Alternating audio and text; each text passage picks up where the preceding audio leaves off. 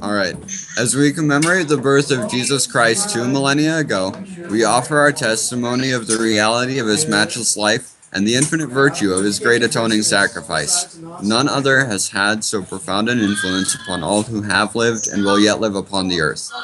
He was the great Jehovah of the Old Testament, the Messiah of the New.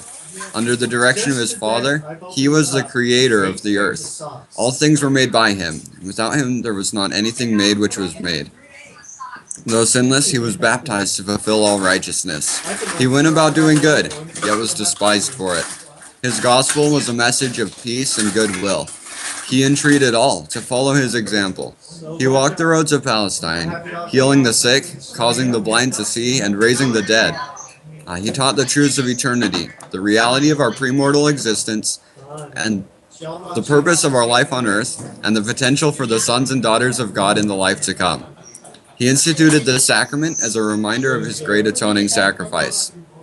He was arrested and condemned on spurious charges, convicted to satisfy a mob, and sentenced to die on Calvary's cross. He died to atone for the sins of all mankind.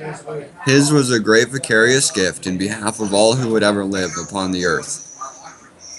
We solemnly testify that his life, which is central to all human history, neither began in Bethlehem nor concluded on Calvary. He was the firstborn of the Father, the only begotten Son in the flesh, the Redeemer of the world. He rose from the grave to become the firstfruits of them that slept. As risen Lord, he visited among those he had loved in life. He also ministered among his other sheep in ancient America. In the modern world, he and his father appeared to the boy Joseph Smith, ushering in the long-promised dispensation of the fullness of times. Of the living Christ, the prophet Joseph wrote, "His eyes were as a flame of fire. The hair of his head was white like the pure snow. His countenance shone above the brightness of the sun, and his voice was as the sound of the rushing of great waters, even the voice of Jehovah, saying, I am the first and the last. I am he who liveth. I am he who was slain. I am your advocate with the Father." Of him the prophet also declared, "And now, after the many testimonies which have been given of him, this is the testimony last of all which we give of him, that he lives. For we saw him even on the right hand of God, and heard the voice bearing record that he is the only begotten of the Father, that by him and through him and of him the worlds are and were created, and the inhabitants thereof are begotten sons and daughters unto God."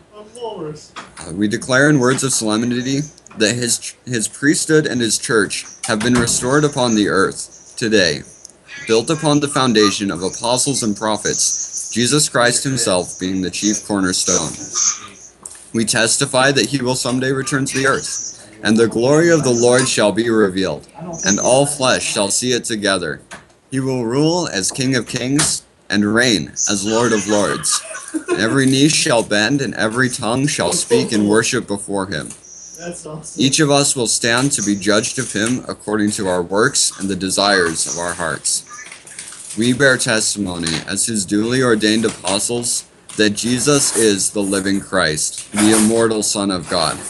He is the great King Emmanuel, who stands today on the right hand of his Father. He is the light, the life, and the hope of the world. His path is the way that leads to happiness in this life and eternal life in the world to come. God be thanked for the matchless gift of his divine Son.